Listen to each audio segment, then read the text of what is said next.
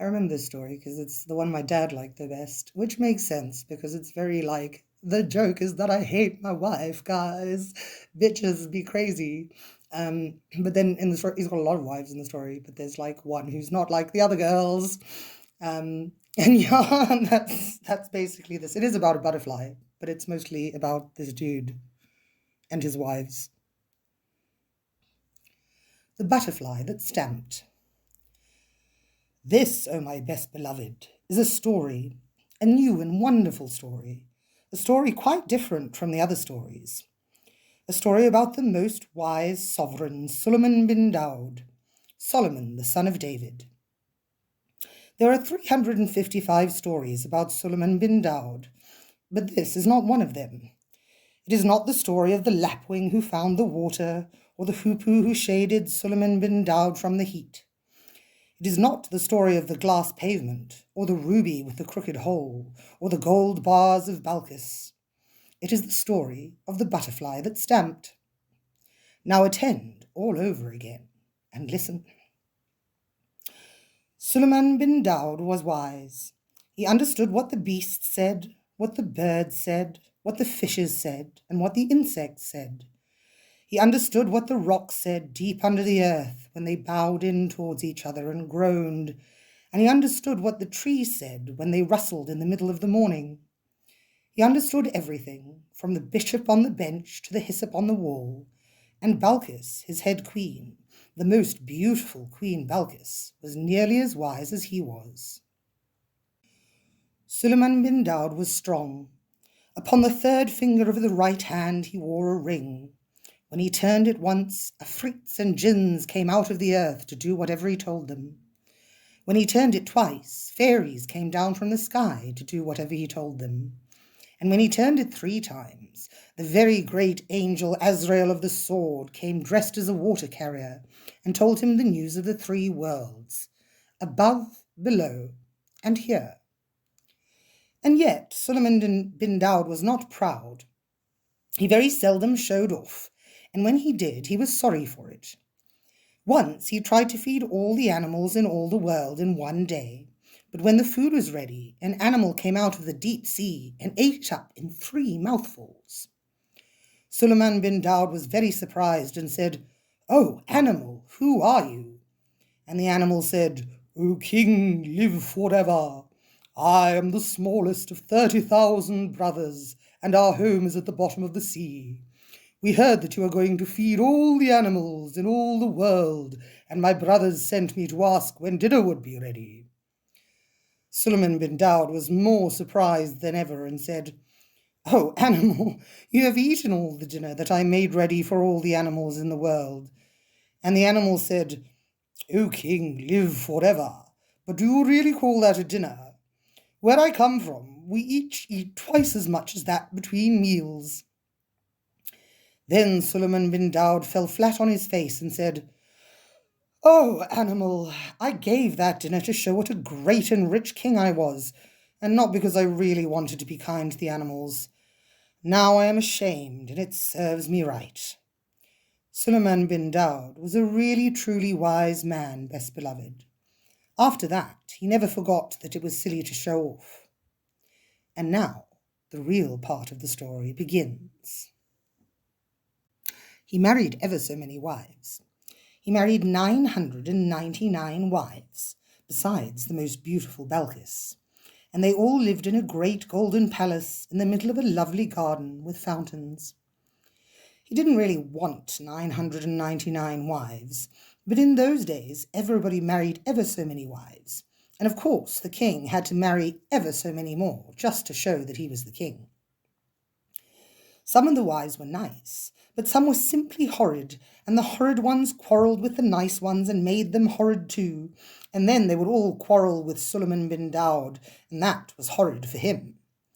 But Balkis, the most beautiful, never quarrelled with Suleiman bin Daud. She loved him too much. She sat in her rooms in the golden palace, or walked in the palace garden, and was truly sorry for him. Of course, if he had chosen to turn his ring on his finger and call up the jinns and the afrits, They would have magicked all of those 999 quarrelsome wives into white mules of the desert, or greyhounds, or pomegranate seeds. But Suleiman bin Daud thought that that would be showing off. So when they quarrelled too much, he only walked by himself in one part of the beautiful palace gardens, and wished he had never been born. One day, when they had quarrelled for 3 weeks, all 999 wives together, Suleiman bin Daud went out for peace and quiet as usual, and among the orange trees he met Balkis the most beautiful, very sorrowful because Suleiman bin Daud was so worried. And she said to him, "O my lord and light of my eyes, turn the ring upon your finger and show these queens of Egypt and Mesopotamia and Persia and China that you are the great and terrible king." But Suleiman bin Daud shook his head and said, "O my lady and delight of my life, remember the animal that came out of the sea and made me ashamed before all the animals in the world because I showed off. Now, if I showed off before these queens of Persia and Egypt and Abyssinia and China, merely because they worry me, I might be even more ashamed than I have been." And Balkis the most beautiful said, "O my lord and treasure of my soul, what will you do?" And Suleiman bin Daud said, "O my lady and content of my heart, I shall continue to endure my fate at the hands of these 999 queens who vex me with their continual quarrelling." So he went on between the lilies and the loquats and the roses and the cannas and the heavy-scented ginger plants that grew in the garden, till he came to the great camphor tree that was called the camphor tree of Suleiman bin Daud. But Balkis hid among the tall irises and the spotted bamboos and the red lilies behind the camphor tree, so as to be near to her own true love, Suleiman bin Daud. Presently, 2 butterflies flew under the tree, quarrelling. Suleiman bin Daud heard one say to the other, "I wonder at your presumptions in talking like this to me. Don't you know that if I stamped with my foot, all Suleiman bin Daud's palace and this garden here would immediately vanish in a clap of thunder?" Then Suleiman bin Daud forgot his 999 bothersome wives and laughed till the camphor tree shook at the butterfly's boast. And he held out a finger and said, "Little man, come here." The butterfly was dreadfully frightened, but he managed to fly up to the hand of Suleiman bin Daud and clung there, fanning himself. Suleiman bin Daud bent his head and whispered very softly, "Little man, you know that all your stamping wouldn't bend one blade of grass. What made you tell that awful fib to your wife? For doubtless she is your wife." The butterfly looked at Suleiman bin Daud and saw the most wise king's eye twinkle like stars on a frosty night. And he picked up his courage with both wings, and he put his head on one side and said, "O king, live forever. She is my wife, and you know what wives are like." Suleiman bin Daud smiled in his beard and said, "Yes, I know, little brother." "One must keep them in order somehow," said the butterfly, "and she has been quarrelling with me all this morning. I said that to quiet her." And Suleiman bin Daud said, "May it quiet her. Go back to your wife, little brother, and let me hear what you say." Back flew the butterfly to his wife, who was all of a twitter behind a leaf, and she said, "He heard you. Suleiman bin Daud himself heard you." "Heard me?" said the butterfly. "Of course he did. I meant him to hear me." "And what did he say? Oh, what did he say?" "Well," said the butterfly, fanning himself most importantly, "between you and me, my dear, of course, I don't blame him, because his palace must have cost a great deal, and the oranges are just ripening. He asked me not to stamp, and I promised that I wouldn't." "Gracious," said his wife, and sat quite quiet, but Suleiman bin Daud laughed till the tears ran down his face at the impudence of the bad little butterfly. Balkis the most beautiful stood up behind the tree among the red lilies and smiled to herself, for she had heard all of this talk. She thought, "If I am wise, I can yet save my lord from the persecutions of these quarrelsome queens." And she held out her finger and whispered softly to the butterfly's wife, "Little woman, come here." Up flew the butterfly's wife, very frightened, and clung to Balkis's white hand. Balkis bent her beautiful head down and whispered, "Little woman, do you believe what your husband has just said?" The butterfly's wife looked at Balkis and saw the most beautiful queen's eyes shining like deep pools with starlight on them. And she picked up her courage with both wings and said, "Oh, Queen, be lovely forever. You know what menfolk are like." And the Queen Balkis, the wise Balkis of Sheba, put her hand to her lips to hide a smile and said, "Little sister, I know." "They get angry," said the butterfly's wife, fanning herself quickly, "over nothing at all. But we must humour them, O Queen. They never mean half they say. If it pleases my husband to believe that I believe he can make Suleiman bin Daud's palace disappear by stamping his foot, I'm sure I don't care. He'll forget all about it tomorrow." "Little sister," said Balkis, "you are quite right. But next time he begins to boast, take him at his word. Ask him to stamp and see what will happen. We know what menfolk are like, don't we? He'll be very much ashamed." Away flew the butterfly's wife to her husband, and in 5 minutes they were quarrelling worse than ever.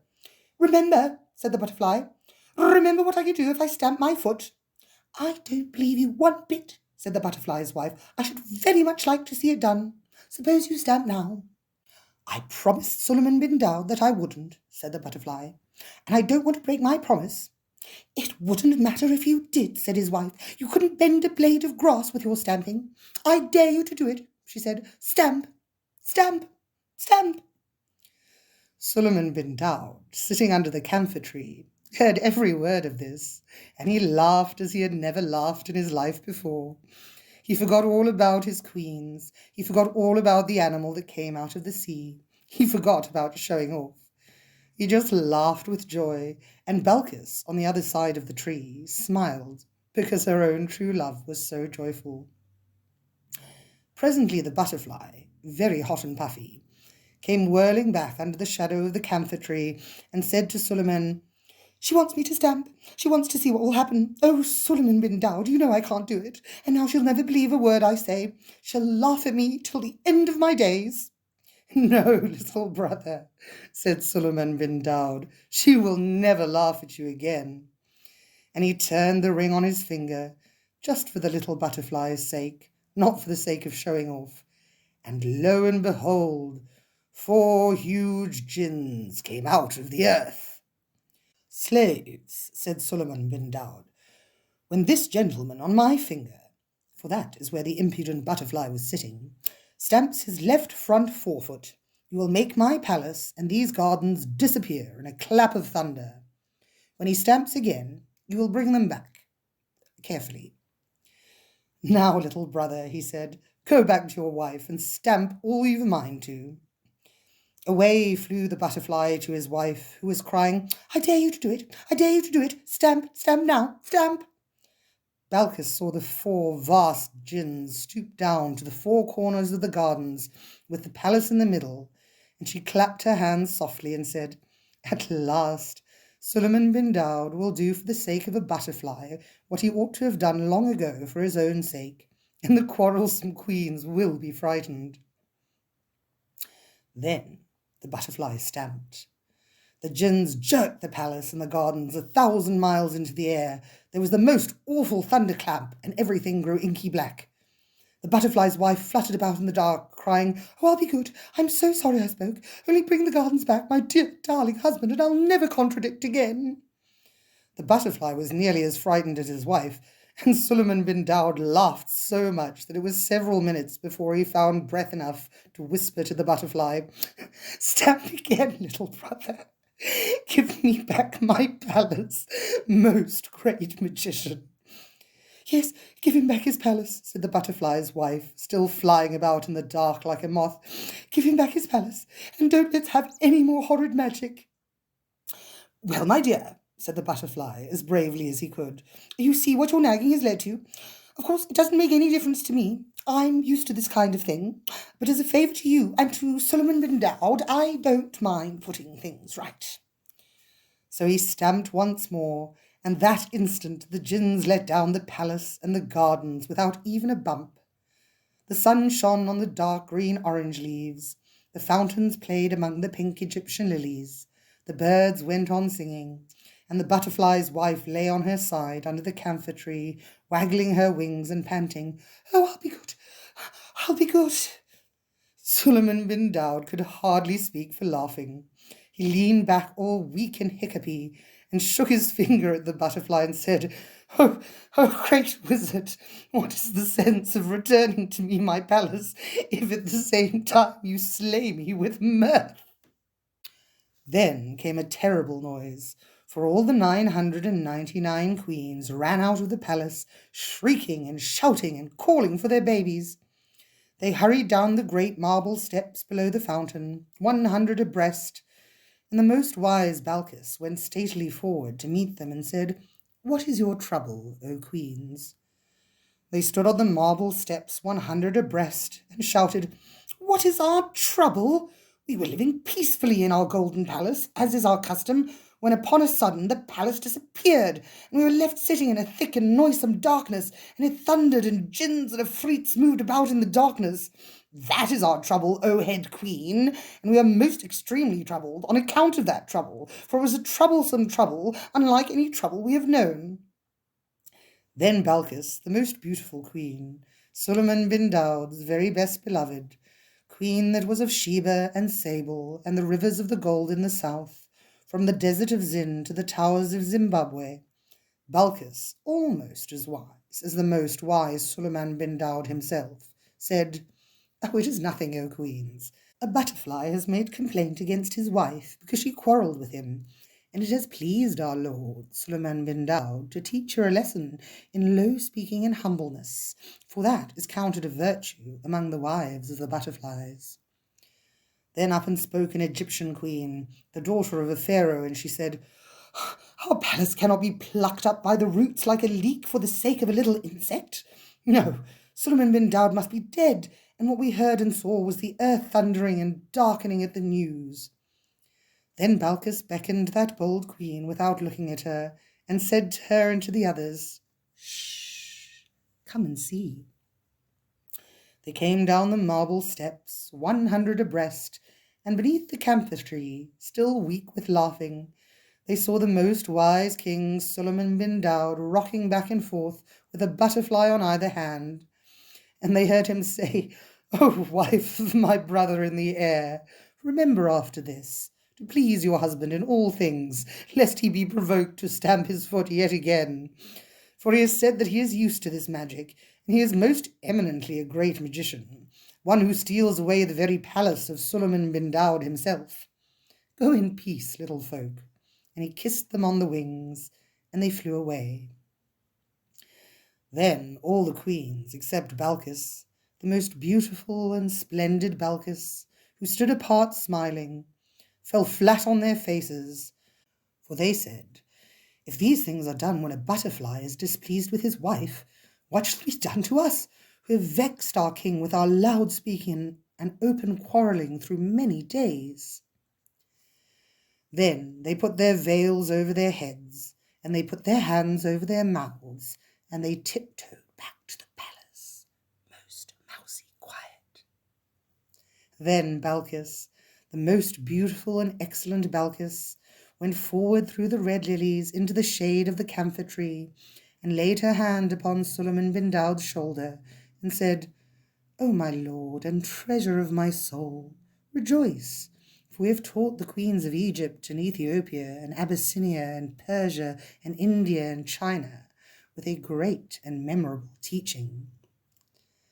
And Suleiman bin Daud, still looking after the butterflies where they played in the sunlight, said, "O my lady and jewel of my felicity, when did this happen? For I have been jesting with a butterfly ever since I came into the garden." And he told Balkis what he had done. Balkis, the most tender and lovely Balkis, said, "O my lord and regent of my existence, I hid behind the camphor tree and saw it all. It was I who told the butterfly's wife to ask the butterfly to stamp, because I hoped that for the sake of the jest my lord would make some great magic, and that the queens would see it and be frightened. And she told him what the queens had said and seen and thought. Then Suleiman bin Daud rose up from his seat under the camphor tree and stretched his arms and rejoiced and said, "Oh, my lady and sweetener of my days, know that if I had made a magic against my queens for the sake of pride or anger, as I made the feast for all the animals, I should certainly have been put to shame. But by means of your wisdom, I have made the magic for the sake of a jest and for the sake of a little butterfly. And behold, it has also delivered me from the vexations of my vexatious wives. Tell me, therefore, O lady and heart of my heart, how did you come to be so wise?" And Balkis the queen, beautiful and tall, looked up into Suleiman bin Daud's eyes and put her head a little on one side, just like the butterfly, and said, "First, O my lord, because I loved you, and secondly, O my lord, because I know what womenfolk are like." And then they went up to the palace and lived happily ever afterwards. But wasn't it clever of Balkis? Ooh, and the tiny poem for today goes, "There was never a queen like Balkis, from here to the wide world's end. But Balkis talked to a butterfly as you would talk to a friend.